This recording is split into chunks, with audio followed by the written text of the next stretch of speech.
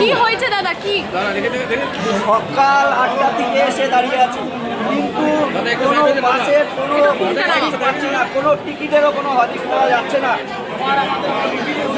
ভালো করে কেউ কোনো উত্তরও দিচ্ছে না যে আদৌ বাস পাওয়া যাবে কি না, আদৌ গেলেও কতক্ষণে বাস পাওয়া যাবে সেটাও জানাচ্ছে না। সেটা যদি না জানান, বাইরের কাউন্টারে একটা ডিক্লারেশন টাঙিয়ে দিন। পাবলিকের কথা হচ্ছে ওটা। আপনারা যদি ডিক্লারেশন না দেন তাহলে কি করে বুঝবে মানুষগুলো?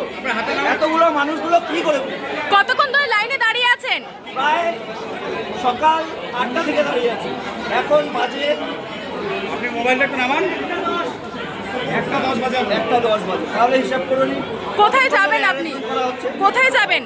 কোথায় যাবো? কুচবিহার যাবো। নির্বাচন কমিশন তো আগেই বলেছিল বাস বন্ধ থাকবে, তো সেক্ষেত্রে আপনারা কি নির্বাচন কমিশনকে তো একবার ভাবা উচিত ছিল, বাকি মানুষগুলো, পরিযায়ী শ্রমিকগুলো কিভাবে তাদের বাড়ির গন্তব্য পর্যন্ত পৌঁছাবে। এটা ঠিক করা কার কাজ? এটা ঠিক করা কি আমাদের কাজ নাকি সরকারের?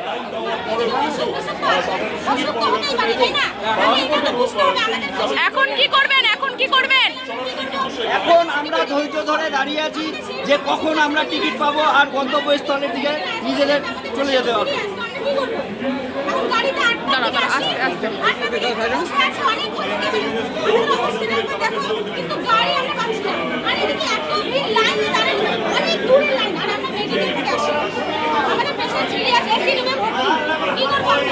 আমাদেরকে তো জানিয়ে দিয়েছে 3 দিন আগে, কিন্তু আমরা কি করবো? আমাদের কি করা আছে?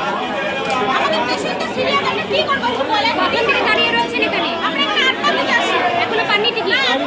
টিকিট পাইনি, কোনো গাড়ি নেই। ছোট সাফারিগুলো বলছে একজনের 500 টাকা 600 টাকা। গরিব মানুষ, মেডিকেলে আসি। সোজা কথা।